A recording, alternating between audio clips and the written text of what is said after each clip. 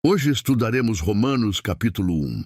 Paulo, servo de Jesus Cristo, chamado para ser apóstolo, separado para o Evangelho de Deus, o qual foi por Deus outrora prometido por intermédio de seus profetas nas sagradas Escrituras, com respeito a seu Filho, o qual, segundo a carne, veio da descendência de Davi e foi designado Filho de Deus com poder, segundo o Espírito de Santidade, pela ressurreição dos mortos, a saber, Jesus Cristo, nosso Senhor, por intermédio de quem viemos a receber graça e apostolado, por amor do seu nome, para a obediência por fé entre todos os gentios, de cujo número sois também vós, chamados para serdes de Jesus Cristo. A todos os amados de Deus que estais em Roma, chamados para serdes santos, graça a vós outros e paz da parte de Deus nosso Pai e do Senhor Jesus Cristo. Até aqui a leitura da palavra de Deus. Vamos orar pedindo a iluminação do Espírito Santo para a compreensão da palavra de Deus. Senhor, nós queremos pedir que o teu bendito Espírito Santo nos conduza na compreensão da Escritura. Nós queremos exaltar o teu nome, queremos aprender mais de ti, mais a respeito da pessoa de Cristo. Eu quero pedir, Senhor, que nesta noite tu faças a tua obra em nosso coração.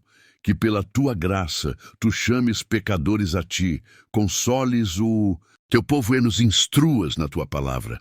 Pedimos, ó Pai, tudo isso em nome de Jesus. Amém. Meus queridos, através dos séculos a Igreja tem afirmado e ensinado que Deus salva pecadores mediante a fé em Jesus Cristo. Essa é a mensagem característica da Igreja cristã. A Igreja cristã tem muitas atividades no mundo. Ela faz obra social, atende necessitados, se posiciona diante da cultura, se insere na sociedade. Mas a Igreja cristã é conhecida, sobretudo, porque dela ressoa a mensagem das boas novas de que Deus amou o mundo de tal maneira que deu o seu Filho unigênito, para que todo aquele que nele crê não pereça, mas tenha a vida eterna. Desde o seu início, a Igreja cristã vem proclamando aquilo que nós conhecemos como o Evangelho, as boas notícias da parte de Deus. Mas desde o início também, a Igreja cristã tem tido que lutar para preservar essa mensagem pura, porque já no primeiro século começaram a aparecer distorções e apresentações falsas dessa mensagem. Já na época do apóstolo Paulo havia os judaizantes, judeus convertidos ao cristianismo, que diziam que as boas novas eram o seguinte: você crê em Cristo para ser o seu Salvador, mas você tem que guardar as obras da lei que Moisés havia ordenado. Isso é uma distorção do Evangelho, porque o Evangelho é que Deus nos salva gratuitamente pela fé em Cristo Jesus.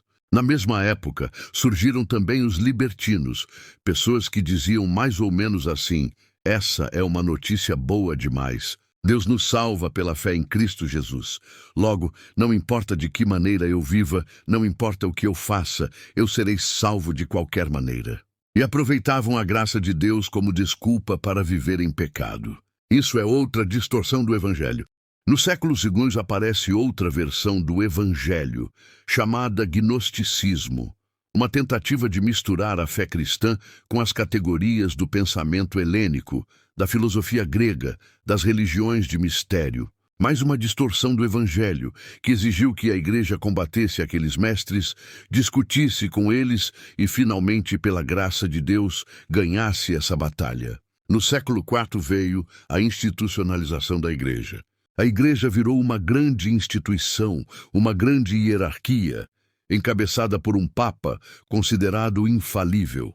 Durante a Idade Média, várias doutrinas estranhas entraram na Igreja, como adoração a Maria, mediação de Maria, veneração dos santos, a doutrina do purgatório. Mais uma vez foi dito que a salvação é pelas obras, juntamente com a fé em Jesus Cristo. Depois que isso foi confrontado e corrigido pela Reforma Protestante, veio o liberalismo teológico. Estudiosos na Alemanha, depois na Inglaterra, finalmente em toda a Europa, passando para os Estados Unidos e chegando ao Brasil, começaram a dizer que a Bíblia está cheia de erros, que nós vivemos na idade da razão, que a ciência já mostrou que Deus não existe, que nós não precisamos de Deus, que a Bíblia é, na verdade, uma coleção de mitos. Diziam que a boa notícia é simplesmente que Jesus era um profeta, um mestre de moralidade e ética, e que os seus discípulos é que inventaram todas essas histórias a respeito dele, de que ele morreu numa cruz pelos nossos pecados, e assim por diante.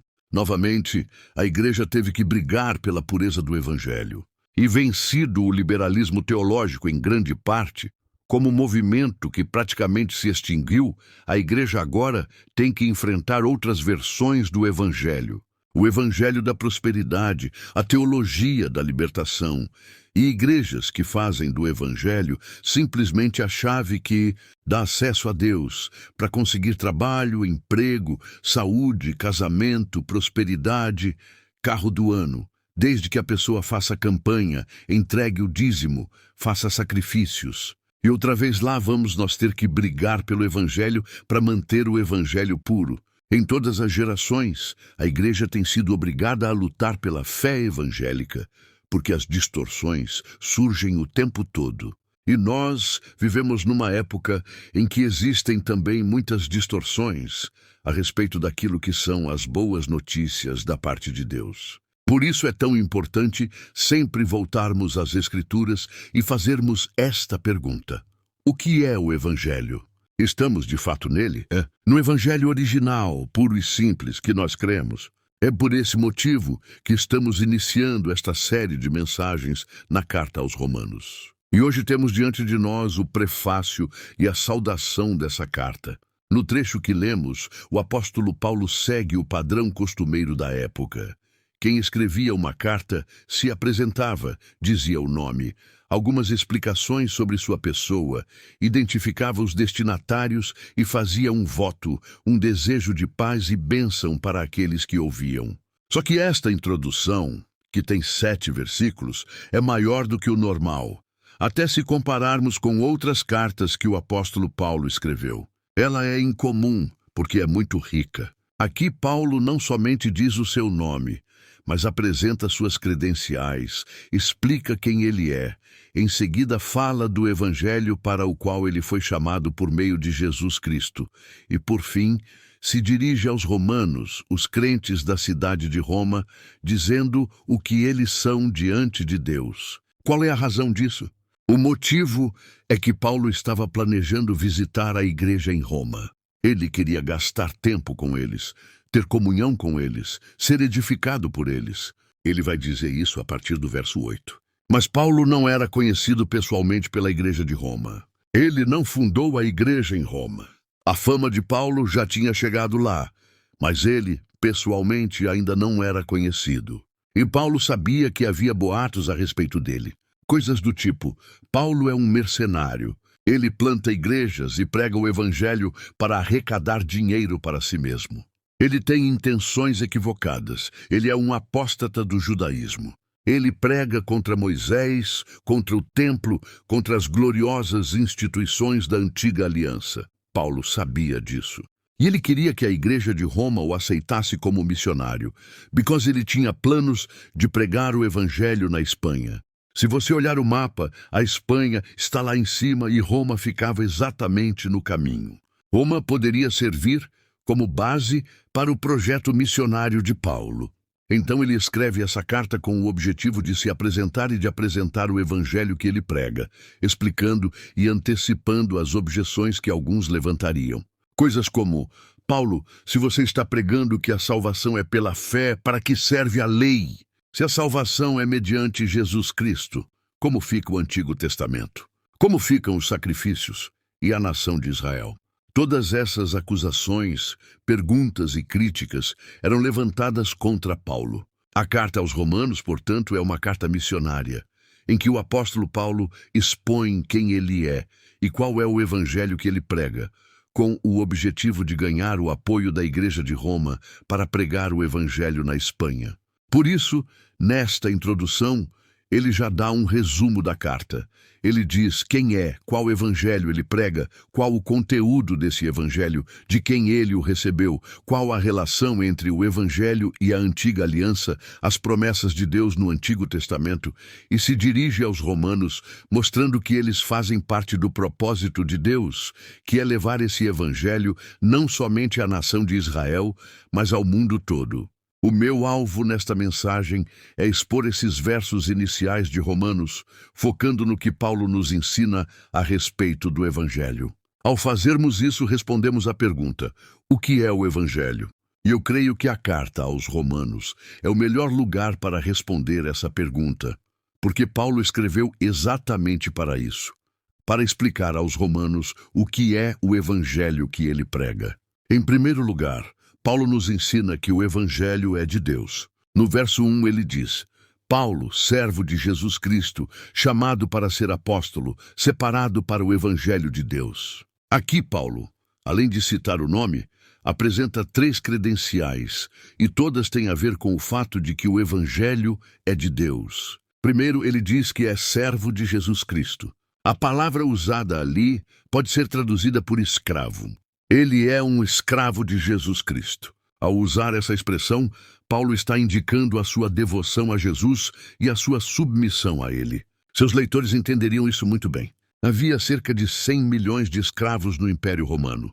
A escravidão era uma instituição reconhecida e legalizada naquela época.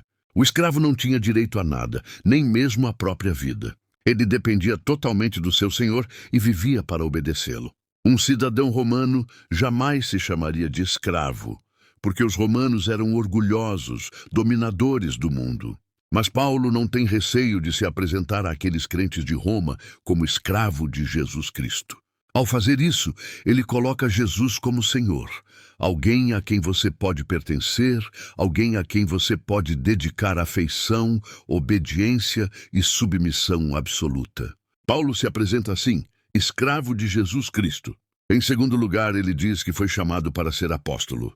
Não foi ele que se constituiu apóstolo, ele foi chamado por Deus. A palavra apóstolo significa enviado e indicava naquela época alguém que recebia a autoridade de outro para representá-lo em seus negócios. Esse termo era usado no mundo grego e romano para designar os comandantes de navios mercantes, enviados de um porto a outro com uma carga. Depois o termo foi sendo ampliado até significar um representante autorizado. Cristo instituiu apóstolos, pessoas que ele chamou e a quem deu a representação de si mesmo, concedendo poder especial e uma missão específica. Paulo diz que é um desses apóstolos, uma dessas pessoas especiais que Deus levantou para ser representante de Cristo e levar à frente os seus interesses neste mundo. E ele faz questão de dizer que a origem do seu apostolado está na vontade de Deus e não nele mesmo. Sem dúvida, ele está se referindo ao que aconteceu no caminho de Damasco. Ele ia para Damasco como fariseu, como judeu perseguidor do Evangelho, com o objetivo de encontrar cristãos e trazê-los presos para Jerusalém, para serem julgados e, quem sabe, até mortos. No caminho de Damasco, nessa missão que havia recebido das autoridades judaicas, Cristo ressurreto lhe aparece em glória. Ali ele não somente traz aquele fariseu arrogante ao chão, mas também lhe dá uma missão. Eu te levantei para seres a minha voz e o meu representante entre as nações. Naquele dia, Paulo foi convertido a Cristo e recebeu seu chamado. Ele foi constituído apóstolo, chamado por Deus para pregar o Evangelho e lançar as bases da igreja. Por fim, Paulo diz que foi separado para o Evangelho de Deus. Ali, no encontro com Cristo, ele entende que Deus o separou para pregar o Evangelho de Deus. Há aqui um jogo de palavras em grego que não aparece. Em português, a palavra separado tem a mesma raiz da palavra fariseu. Os fariseus eram os separados. Esse grupo surgiu cerca de 250, 300 anos antes de Cristo, durante a revolta dos Macabeus, um movimento de resistência contra a influência estrangeira na religião e na cultura de Israel. Desse movimento surgiram os Hassidim, ou separados, em grego, Os fariseus. Os fariseus nasceram como um grupo religioso dentro de Israel que queria se separar das influências pagãs, manter pura a tradição de Israel e a religião que Deus havia dado por meio de Moisés. O fariseu era alguém separado, que não se misturava com práticas pagãs nem com a idolatria. Paulo havia sido fariseu, treinado aos pés de Gamaliel. E agora, quando ele diz que foi separado para o Evangelho de Deus, ele está dizendo, eu continuo separado, mas agora separado para Jesus. Antes, eu era fariseu da lei de Moisés. Agora, Deus me separou para o Evangelho. Ele que antes era um separatista defensor da lei, agora é separado para anunciar as boas novas de Deus. Servo, chamado e separado. Tudo isso para o Evangelho de Deus. O Evangelho de Deus são as boas notícias que procedem de Deus. E o motivo de Paulo apresentar essas credenciais é mostrar que tudo isso tem origem em Deus. Foi Deus quem o fez servo de Cristo. Foi Deus quem o chamou no caminho de Damasco. Foi Deus quem o separou para pregar o Evangelho. Com isso, ele está dizendo aos romanos, esses boatos de que eu sou mercenário, de que eu me fiz apóstolo, de que eu mesmo me levantei, não são verdadeiros. Vocês conhecem minha história. Eu fui fariseu, perseguidor, era servo das tradições do meu povo, mas Deus me transformou completamente e me estabeleceu como pregador desse Evangelho. Então, a primeira coisa que aprendemos é que o Evangelho não tem origem humana. Ele é a mensagem de Deus, do Deus que chamou e constituiu pessoas para, por meio delas, nos transmitir essas boas notícias. Em segundo lugar, Paulo diz que o Evangelho é uma promessa antiga de Deus. Versos 2 e 3. O qual foi por Deus outrora prometido por intermédio de seus profetas, nas Sagradas Escrituras, com respeito a seu Filho. No verso 2, Paulo está dizendo que esse Evangelho consiste, na verdade, em uma promessa que Deus havia feito. Lendo as antigas Escrituras, o Antigo Testamento, começando em Gênesis, nós vemos como Deus veio fazendo promessas. Lá no jardim, no dia da queda, ele prometeu que da descendência da mulher viria alguém que esmagaria a cabeça da serpente. Depois, ele chama um homem chamado Abraão e diz, na tua descendência serão benditas todas as famílias da terra. Mais adiante, quando dá a lei à nação de Israel, Deus ordena os sacrifícios. Quando alguém pecasse, deveria oferecer um animal. O sangue seria derramado. E Deus prometia ver aquele sangue e perdoar o pecador. Tudo isso apontava para algo maior, para alguém que haveria de vir. Os profetas começaram a anunciar boas notícias de que um dia Deus perdoaria completamente o pecado do seu povo. E Isaías fala disso. Em Isaías 53, ele descreve o servo do Senhor sofrendo em lugar do seu povo, carregando dores e pecados, para que pelo sofrimento dele, Deus perdoasse completamente o seu povo. O profeta Ezequiel fala de uma nova aliança, em que Deus perdoaria o pecado do seu povo e colocaria o Espírito Santo dentro dele. O profeta Joel promete que Deus derramaria seu Espírito sobre toda a carne. Os profetas, todos eles, falaram dessa promessa, que Deus enviaria um Salvador ao mundo. Então o Evangelho que Paulo prega não é algo que ele inventou. Ele não inventou nada. Ele simplesmente anuncia que aquilo que foi prometido, Deus cumpriu em Cristo. Jesus Cristo é o cumprimento de todas essas antigas promessas. A boa notícia de que Cristo é o Salvador está em perfeita harmonia com a antiga aliança, com os profetas, com Moisés. Não é uma novidade humana, mas Deus agindo em continuidade com o que ele havia prometido. No Antigo Testamento você tem a promessa, no Novo Testamento o cumprimento. Isso é o Evangelho, Deus cumprindo uma promessa antiga. Paulo vê o Antigo Testamento como o registro santo dessas promessas. Por isso é um erro grave desprezarmos o Antigo Testamento. Eu sei que gostamos muito dos evangelhos, especialmente de João, que fala de amor, da história de Jesus. Gostamos das cartas de Paulo, como Efésios, da majestade de Apocalipse. E, em geral, não queremos saber tanto do Antigo Testamento. E quando queremos, ficamos quase só nos Salmos. Mas as Sagradas Escrituras, no sentido em que Paulo usa aqui, são o Antigo Testamento, o registro dessa promessa. Elas foram dadas por inspiração divina. Elas mostram como Deus, desde o começo, vem dizendo: eu vou mandar um Salvador para vocês. Nós não podemos entender o novo sem o antigo. E também não entendemos bem o antigo sem o novo, os dois andam juntos. A Bíblia é um todo. O Evangelho não é uma novidade inventada por cristãos, mas a continuação da história da redenção. Deus cumprindo em Cristo o que prometeu. Em terceiro lugar, Paulo nos diz que o Evangelho gira em torno de uma pessoa. Versos 3 e 4. Com respeito a seu filho, o qual, segundo a carne, veio da descendência de Davi e foi designado Filho de Deus com poder, segundo o Espírito de Santidade, pela ressurreição dos mortos, a saber, Jesus Cristo, nosso Senhor. O Evangelho é a boa notícia a respeito de uma pessoa. Não é, em primeiro lugar, sobre prosperidade material. Não é, em primeiro lugar, sobre receber bênçãos. Não é, em primeiro lugar, sobre moralidade, ética, princípios de autoajuda. O Evangelho é sobre uma pessoa, o Filho de Deus. Jesus é o centro do Evangelho e, portanto, precisa ser o centro da pregação da Igreja e de tudo o que nós somos e fazemos. Paulo fala de Jesus em termos de sua humanidade e de sua divindade.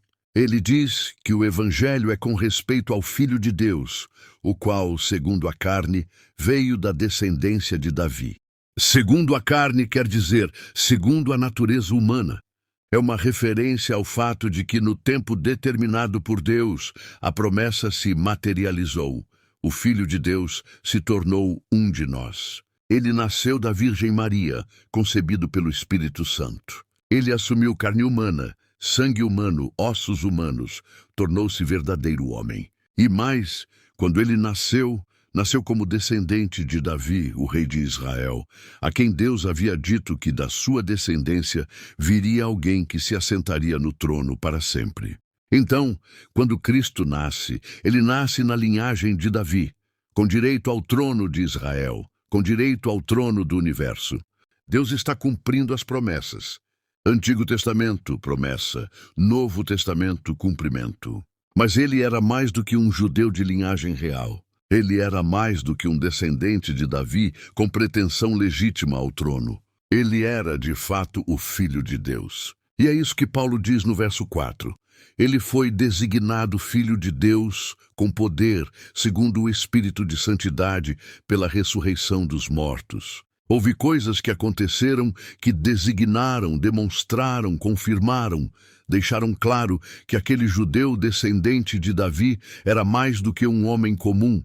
Ele era o próprio Deus. Paulo menciona duas evidências: o Espírito de Santidade, isto é, a vida absolutamente santa de Jesus, sem pecado, e a ressurreição dos mortos, ao terceiro dia, depois que ele se ofereceu como sacrifício pelos pecados do seu povo. Depois da ressurreição, ele sobe aos céus, senta-se no trono da majestade e pode dizer aos discípulos: todo o poder me foi dado no céu e na terra. Portanto, ide e pregai o Evangelho a toda criatura. O Evangelho é a respeito dessa pessoa. Verdadeiro homem, verdadeiro Deus, ressurreto, entronizado, com todo o poder no céu e na terra. Paulo conclui o verso 4 dizendo, a saber, Jesus Cristo nosso Senhor. Ele identifica claramente quem é esse Filho de Deus. É Jesus Cristo nosso Senhor. Ele é o cumprimento de todas as promessas, o centro do Evangelho, a razão das boas notícias. E Paulo acrescenta nosso Senhor, aquele de quem ele é escravo.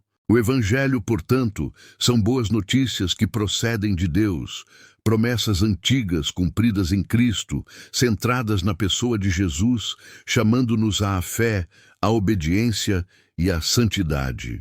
Se você crê nesse Evangelho, é chamado para ser santo, separado, transformado.